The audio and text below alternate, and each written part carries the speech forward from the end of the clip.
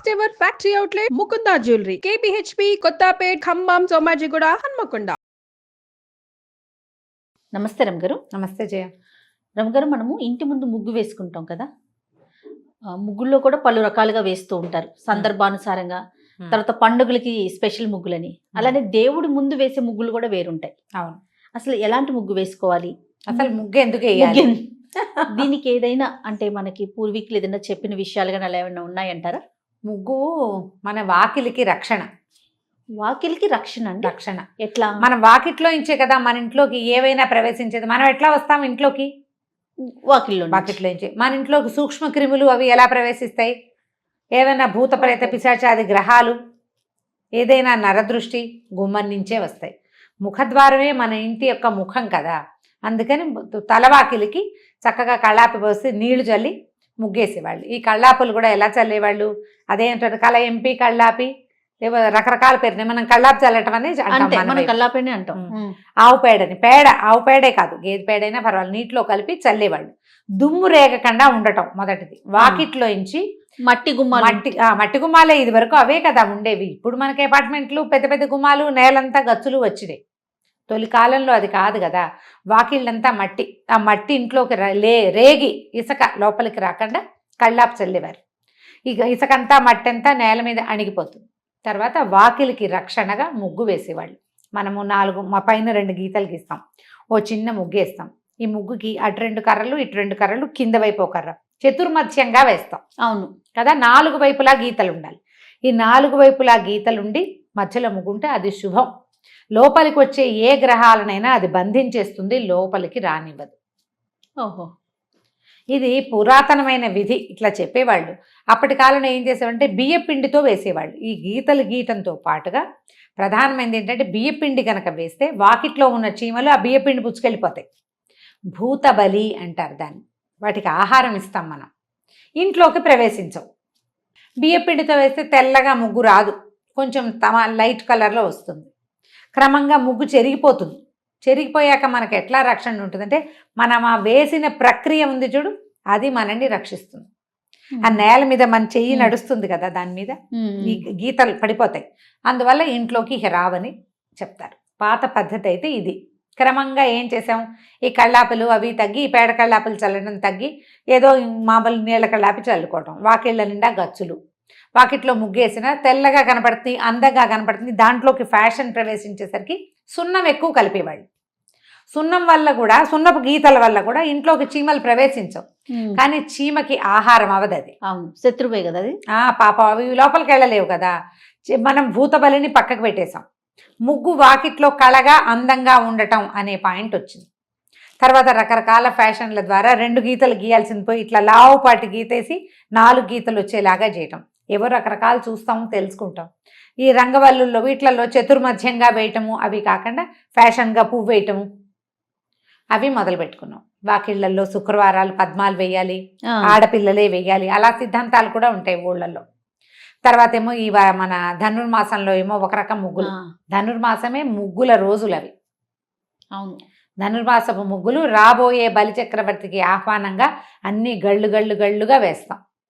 ఆ గళ్ళల్లో కూడా ప్రధానమైనది ఏంటంటే, మనకి వ్యాధులు వచ్చే రోజులు ధనుస్సు. మార్గశిర మాసం వ్యాధి రోజు. ఆ నెలంతా కొంచెం అనారోగ్యం, మరణాలు ఎక్కువగా డిసెంబర్లో సంభవిస్తూ ఉంటాయి చూడు. కాస్త అనారోగ్యంగా ఉన్నవాళ్ళు డిసెంబర్ వెళ్ళాలనుకుంటారు. ఈ గళ్ళ వల్ల ఆ మృత్యువుని కూడా కొంత నిరోధించే శక్తి ఉంటుంది ఆ గళ్ళకి. అందుకని పూర్వకాలం మహర్షులు ఎవరో ఈ ముగ్గు పద్ధతిని, థెరపీనే మనకి ప్రవేశపెట్టారు. తులసమ్మ దగ్గర అష్టదళ పద్మం వేసుకుంటాం 8 వచ్చేలాగా. వాకిళ్లలో నక్షత్రాల ముగ్గులు వేస్తారు. దానివల్ల దుష్టగ్రహాలు రావు. ఇంకొక సూచన కూడా ఉండేది ఊళ్ళలో. ఇప్పుడు ఏం ఊళ్ళలో ఎలా పాటిస్తున్నారో తెలీదు. ఇంట్లో ఏదైనా అశుభం జరిగితే ముగ్గు వేయరు. ఈ సాధులు, సన్యాసులు, అడుక్కునే వాళ్ళు, ముష్టి భిక్షకులు కూడా ఎవరి వాకిట్లో ముగ్గు లేదో ఆ ఇంటికి భిక్షకు వెళ్ళేవారు కదా. ఇంట్లో పితృకార్యం ఉందనుకో, తద్దినం ఉందనుకుంటా, ఆబ్దికాలు చేస్తారు కదా. నెలమాసిక ఎవరైనా మరణిస్తే నెలమాసికాలు పెట్టాలి. అవో 16 ఎన్నో లెక్క ఉంటుంది. అక్కడి నుంచి ఆబ్దికాలు ప్రతి సంవత్సరం పెట్టాలి. వాళ్ళ వాకిట్లో ముగ్గు లేదంటే వాళ్ళ ఇంట్లో ఇది ఉంది, వాళ్ళు ఎవరికి ఏం పెట్టరు. ఆ రోజున పిండ ప్రదానం అయ్యేదాకా పిచ్చిక కూడా ఆహారం పెట్టరు ఆ ఇళ్లలో నుంచి. చీమలకు ఆహారం కూడా ఇవ్వకూడదు. పితృదేవతలు వేచి ఉంటారు ఆ రోజు, అందుకని ముగ్గు వెయ్యరు. ముగ్గు శుభాశుభాలని సూచించడం కంటే ప్రధానమైంది అది మనం చేసే భిక్ష. ఆ పూట కూర తొక్కులు కూడా బయట పారేసేవాళ్ళు కాదు జయ, నాకు గుర్తుంది మా ఇంట్లో అలా చేసేవాళ్ళు. మామూలుగా కూర తరగగానే అవి వాకిట్లో ఉన్న కుడితొట్లో వేసేసి కాస్త నీళ్ళు పోసి బియ్యం కడుగు కూడా పోసేసేవాళ్ళం, ఎప్పటికప్పుడు పోసేసి. ఇప్పుడు కొంచెం తగ్గింది. ఇది వరకు మాకేంటంటే పొద్దుటిపూట గొడ్లు వచ్చి వాకిట్లో ఒక పక్కన నిలబడేవి, ఒక 10-12 ఆవులు గేదెలు వచ్చి పాడి గేదెలన్నిటినీ తెచ్చేవాళ్ళు, కుడితొట్లు ఉండేవి. బియ్యం కడుగు పట్టుకెళ్ళి పోసేసేవాళ్ళం, కూర చెక్కులు పోసేసేవాళ్ళం. కానీ కూర చెక్కులు కానీ బియ్యం కడుగులు కానీ ఆ పూట పితృదేవతలకు ఆహారం ఇవ్వడం అయ్యే వరకు గొడ్లకు కానీ పిట్టలకు కానీ చీమలకు కానీ ఏమి బెటర్, ముష్టి వాళ్ళకి భిక్షకులకి ఎవరికి దానం చేయరు. ఇది అయ్యాక పితృదేవత ఆరాధన పూర్తయిపోయాక అప్పుడు సాయంకాలం ముగ్గేసుకుంటారు. అప్పుడు వచ్చిన వాళ్ళకి ఈ ప్రసాదము పెడతారు, గొడ్లకి పెడతారు అనమాట. ఓకే. ఈ ముగ్గు దానికి గుర్తుగా కూడా సూచనగా కూడా ఉండేది. వాళ్ళు ఆ రోడ్లో ఏదైనా అశుభం జరిగిందంటే ఆ సందులో వాళ్ళ ఇంట్లో ఒకళ్ళ ఇంట్లో ముగ్గు ఉండేది కాదు, ఇంకా ఆ వైపుకి వెళ్ళకుండా ఇల్లు దాటి వెళ్ళాలనుకో వెళ్ళేవాళ్ళు కాదు పాత రోజుల్లో. ఇప్పుడు క్రమంగా ఏమైందంటే మనకి గచ్చులు వచ్చినాయి. గచ్చు మీద కనపడడం కోసం ముగ్గు వేయటం అనేది ఒక విధానంగా మనం ఉంచుకున్నాం, కానీ దాని సిగ్నిఫికెన్స్ ఏమిటి అనేది మన చరిత్రలోంచి వెళ్ళిపోయింది. చాక్ పీసుల్లోకి వచ్చాము, దాని తర్వాత చాక్ పీస్ కూడా పర్మనెంట్ ముగ్గులు వచ్చేసి ప్లాస్టిక్ అంటించేసుకోవడం, పెయింట్ తోటి వేసుకోవడం. వాకిట్లో పెయింట్ తో ముగ్గేస్తే అది ముగ్గు కింద కౌంట్ కానే కాదు. గచ్చు మీద వేసిన ముగ్గు ముగ్గే కాదు, ఊరికే మనం సౌందర్యానికి వేసుకుంటున్నాం తప్పిస్తే ఇంటికి కళ కళ కళ అంటే అశుభం కాదు, ఈ ఇంట్లో శుభాలే ఉన్నాయని తెలియచేయటానికే ముగ్గు ఇప్పుడు, అంతే, అంతకంటే లేదు. ఇప్పుడు ఇండిపెండెంట్ ఇళ్లలో బాకెట్లో చక్కగా కళ్ళాపు జల్లి ఇంటితో ముగ్గేసి ఊళ్ళల్లో కనపడతాయి. మేము కోయంబత్తూరు అప్పుడు ట్రిప్ వెళ్ళాము చూడు, మేము కోయంబత్తూరులో ప్రతి వాకిలి ఆకుపచ్చగానే ఈ మన కళ్ళాపు జల్లేసి ముగ్గులు, అందరి వాకిళ్లలో ముగ్గులు ఉన్నాయి జయ. అపార్ట్మెంట్ వాకిళ్లలో కూడా పెద్ద పెద్ద ముగ్గులు వేసుకుంటున్నారు ఇప్పుడు కూడా, ఏం మానేలా. కాకపోతే దేనికోసం వేయాలి అనే ఐడియాలజీ ముగ్గు సిద్ధాంతం మాత్రం ఉంది. అసలు మనకి ఇంటర్నెట్ లో ఎన్ని ముగ్గులు కనిపిస్తాయో. అవును రమ్మగారు, ముగ్గుల మీదే యూట్యూబ్ వీడియోలు ఉన్న వాళ్ళు అసలు 3 లక్షలు 10 లక్షల సబ్స్క్రైబర్లు ఉన్న వాళ్ళు ఉన్నారు బోళ్ళకి మంది. నాకు కూడా ముగ్గులు భలే సరదా, నేను చూస్తుంటాను, నేనేం వేయను, చూస్తూ ఉంటాను ఎంత బాగుందో చిన్న ముగ్గని, సరదాగా ఉంటుంది. అయితే దేవతార్చనకి మనం ముగ్గు వేసుకోవటం, దేవుడి దగ్గర మందిరం తుడుచుకుంటాం కదా, తులసి దగ్గర అష్టదళ పద్మం వేస్తే 8 వేస్తాం కదా, 8కి పద్మం వేసుకోవటం. ముగ్గులు తొక్కకూడదు. ఒకవేళ మనం శుద్ధతో వేసుకున్నా కూడా ముగ్గు అనేది ఒక పవిత్రమైన విధానం కదా, వాకిలంతా పండగని వేయకూడదు, గ్యాపులు ఇవ్వాలి. ముగ్గు తొక్కకూడదు, ముగ్గులు తొక్కితే మంచిది కాదు. అందుకని పెద్ద పెద్ద ముగ్గులేసి నడవడానికి వీలు లేకుండా చేయకుండా చిన్న ముగ్గేసి కొంచెం గ్యాప్ ఇచ్చి నడవడానికి వీలుగా పెట్టుకోవాలి. దేవుడి దగ్గర కూడా మనం ఏంటంటే మన 18 రేకులు వచ్చేటువంటి పద్మాలు వస్తాయి.